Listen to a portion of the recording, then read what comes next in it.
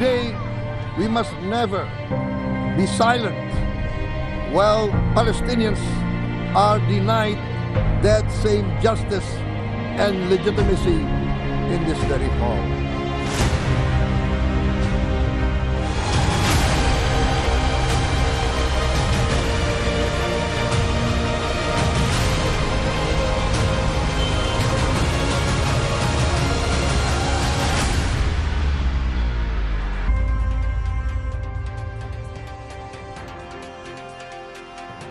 Saudara, di sela-sela sidang umum PBB, Presiden Republik Indonesia Prabowo Subianto menghadiri multilateral meeting on the Middle East atas undangan Presiden Amerika Serikat Donald Trump pada Selasa waktu setempat.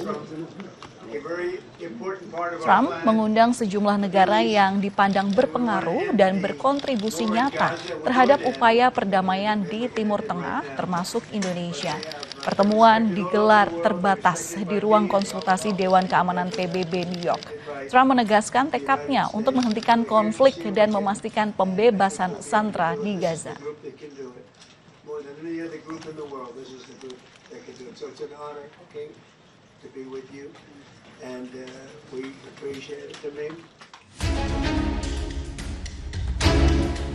Tegas, Presiden Prabowo menggaungkan perdamaian dunia di panggung PBB.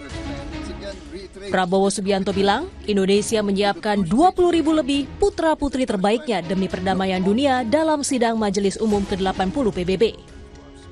Indonesia is prepared to deploy 20,000 or even more of our sons and daughters to help secure peace in Gaza or elsewhere. In Ukraine, in Sudan, in Libya, everywhere when the peace needs to be enforced, peace needs to be guarded, we are ready. We will take our share of the burden, not only with our sons and daughters, we are also willing to contribute financially to support the great mission to achieve peace by the United Nations. Selain berpidato di sidang Majelis Umum PBB, Presiden Prabowo juga menghadiri multilateral meeting on the Middle East atas undangan Presiden Amerika Serikat Donald Trump. Di momen ini, Presiden Prabowo dipuji Presiden Amerika Serikat itu. Menurut Trump, pidato Prabowo penuh ketegasan dan energi. Bahkan Trump menyebut gaya komunikasi Prabowo mampu menggugah perhatian para pemimpin dunia. And you too, my friend. Great speech. You did a great job pounding on that table. I said, how would you like to deal with him on your left? It's not easy. You did a great job. Thank you very much. Pakar hubungan internasional Muhadi Sugiono menyebut pandangan sejumlah pemimpin negara termasuk Presiden Prabowo khususnya soal krisis kemanusiaan di Gaza, punya implikasi moral yang berpengaruh pada perilaku politik. Pak Prabowo dapat nomor 3, karena sebenarnya yang dalam tata cara di sidang itu privilege-nya ada di Brasil, kemudian Amerika. Nah yang ketiga dan seterusnya, itu tergantung siapa yang datang. Jadi kalau mungkin bukan Pak Prabowo, mungkin kita tidak akan dapat di nomor 3. Dalam sidang Majelis Umum ke-80 PBB, per Senin 22 September 2025, sebanyak 157 dari 193 negara anggota PBB atau 81% dari anggotanya telah menyatakan pengakuannya terhadap negara Palestina. Prancis, Luxembourg, Malta, Monaco, Belgia, dan Andorra mengakui keberadaan negara Palestina pada Senin 22 September. Sebelumnya Inggris, Australia, Kanada, dan Portugal juga mengakui negara Palestina pada Minggu 21 September. Tim Liputan, Kompas TV.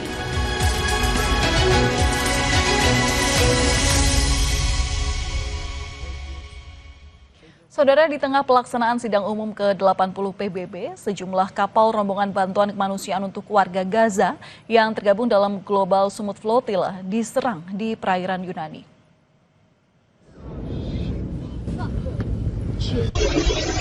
Menurut aktivis internasional yang berada di dalam kapal-kapal kecil flotila, mereka diserang menggunakan pesawat tanpa awak atau drone dan jalur komunikasi juga mengalami gangguan.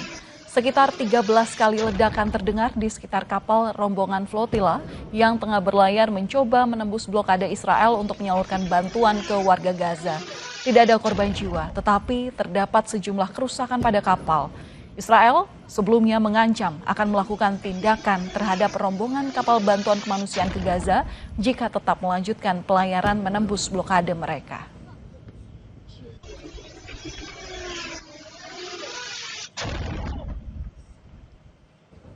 Warga kota Gaza dipaksa mengungsi dalam kondisi tidak manusiawi oleh Zionis Israel. Warga terusir di tengah meningkatnya serangan Israel. Warga kota Gaza yang terpaksa mengungsi ke selatan tinggal di tempat penampungan yang tidak manusiawi. Penampungan tidak dilengkapi peralatan memadai dan sulitnya mendapat air serta makanan. Kondisi ini diperparah dengan semakin banyaknya jumlah pengungsi. Peningkatan pengungsi terjadi akibat kebrutalan Israel dalam ambisinya mencaplok Gaza.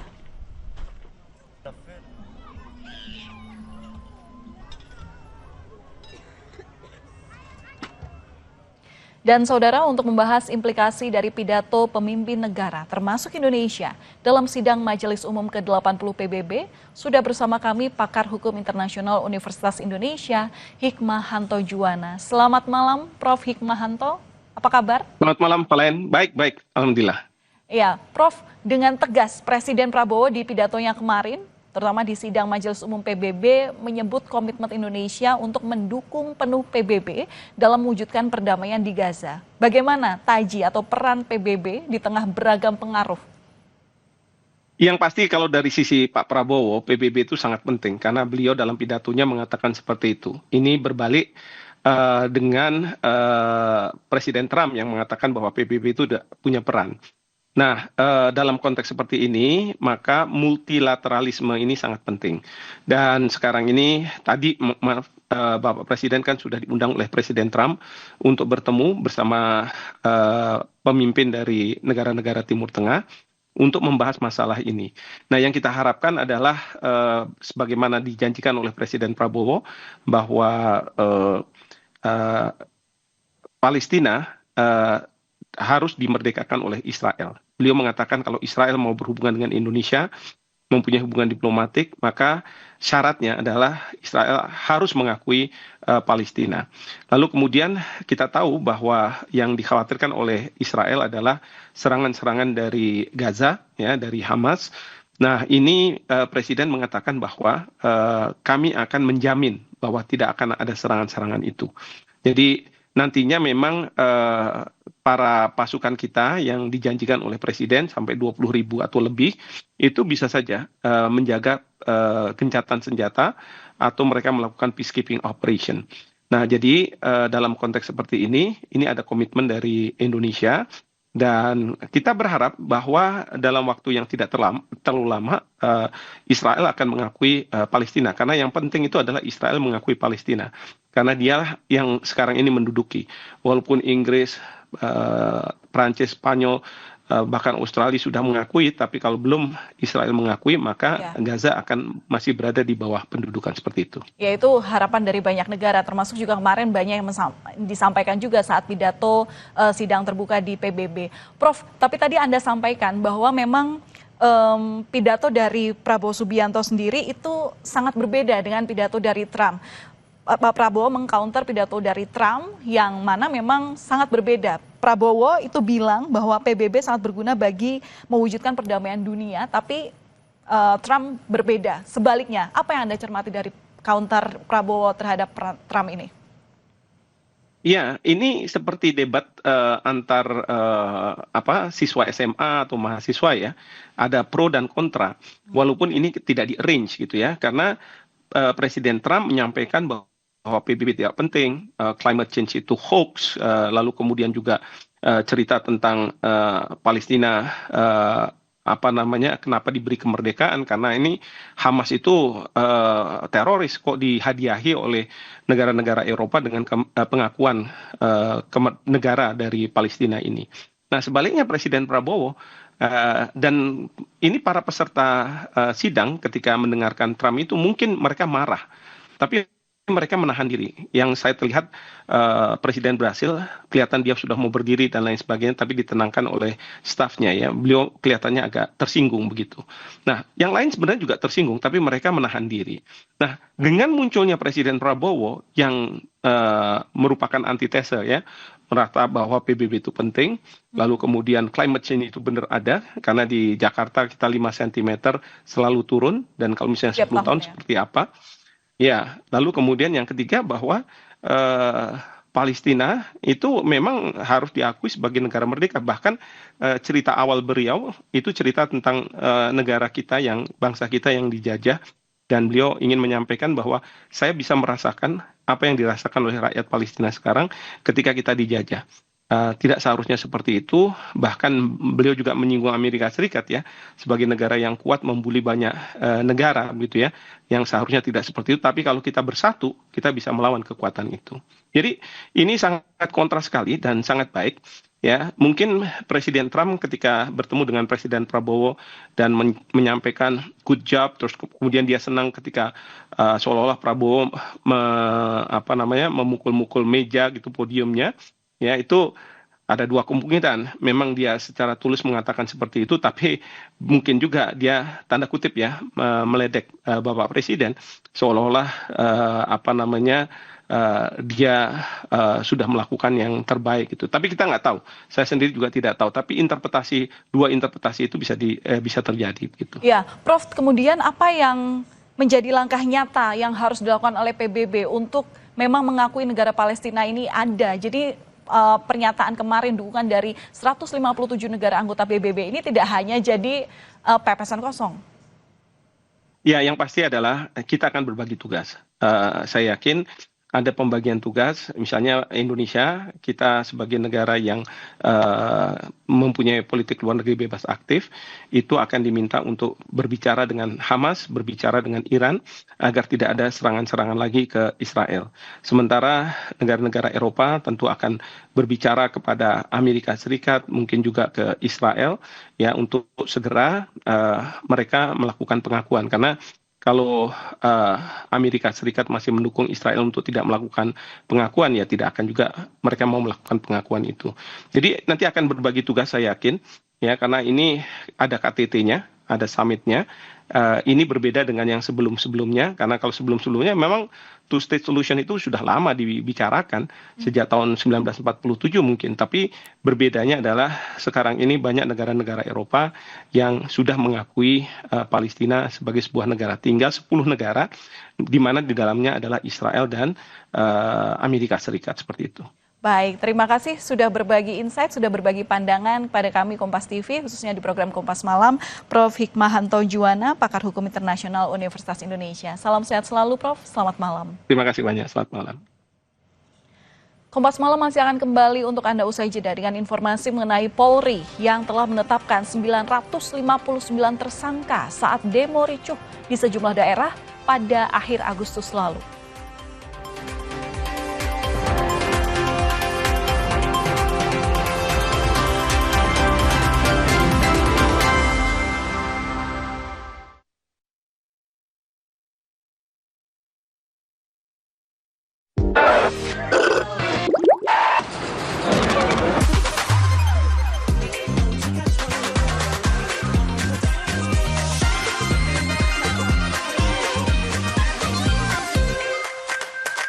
Tiap orang punya semangatnya masing-masing untuk memberikan yang terbaik. Terima kasih untuk kamu yang tidak bercerita, tapi selalu semangat 100%. Kopi Kapal Api. Jelas lebih enak. Itu pisang goreng. Dibakar loh. Gak beli cemilan manis kan? Bawel, karena mama diabetes. Makanya, aku yang jagain mama. Tenang, mama gak akan bebanin kamu. Kan udah pakai Tropicana asli. Manis tanpa beban, jaga masa depan.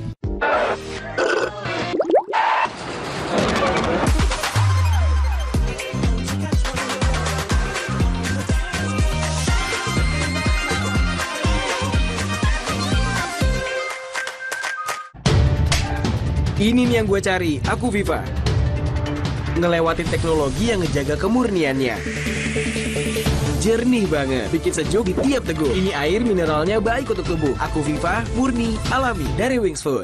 Tiap orang punya semangatnya masing-masing untuk memberikan yang terbaik. Terima kasih untuk kamu yang tidak bercerita, tapi selalu semangat 100%. Kopi Kapal Api. Jelas lebih enak. Saatnya ambil sedikit waktu. Hargai setiap pencapaian yang menjadikan kita bangsa yang besar.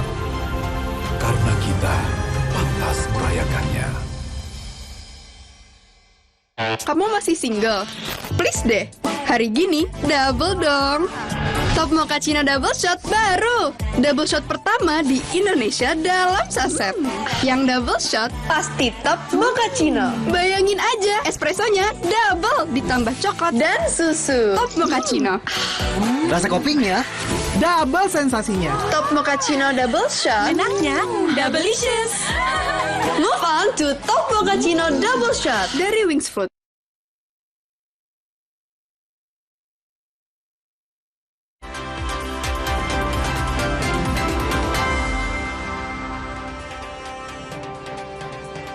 Saudara, seorang pengemudi ojek online menangkap pelaku pencurian sepeda motor miliknya yang sempat hilang di kawasan Tanah Abang, Jakarta Pusat. 2 pelaku masih buron. Salah satu komplotan tak berkutik saat korban dan warga menangkapnya di kawasan Palmerah, Jakarta Barat. Pelaku ditangkap saat sedang menuntun motor curiannya. Korban melacak keberadaan motornya melalui GPS dan pelaku langsung dibawa ke kantor polisi untuk diperiksa. Sementara 2 pelaku lainnya hingga kini masih buron. Juga nggak sampai 10 menitan sih. Terus pas saya keluar motornya hilang bang.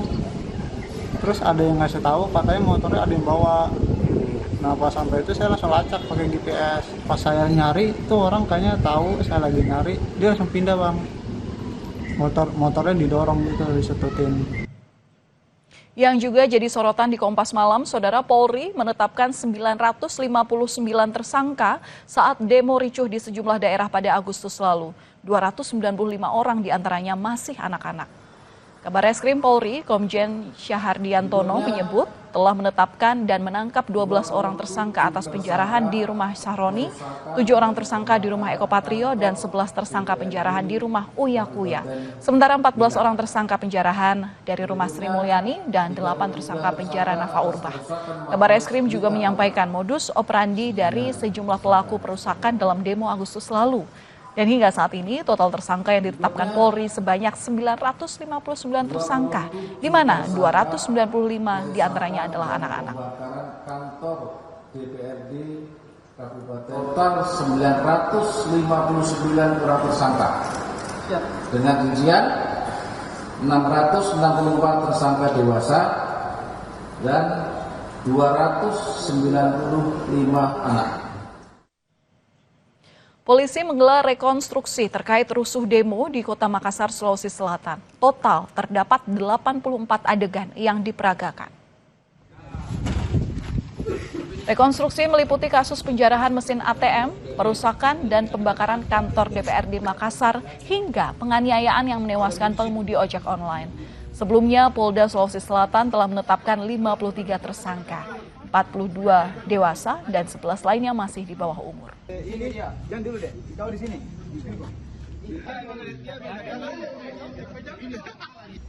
Didorong langsung tahu, potong. Terkait pembakaran dan perusakan kantor DPRD Kota Makassar, kemudian yang kedua terkait kematian ojol di depan kampus Umi, dan yang terakhir ini adalah terkait pencurian mesin ATM Bank Selbar. Itu adegan yang terakhir ini ada sekitar 34 sesuai dengan berita acara rekonstruksi, ada 34 dari Bank BPD Sulsel, kemudian yang dari kasus pembunuhan ada sekitar 30 adegan juga, kemudian yang dari perusakan itu sekitar 20 adegan. Imbas penutupan gerbang tol Semanggi 1 untuk perbaikan, kemacetan parah terjadi di sejumlah titik. Akses jalan Tendean menuju Mampang Perapatan dan Gatot Subroto menuju Senayan mengalami kemacetan panjang.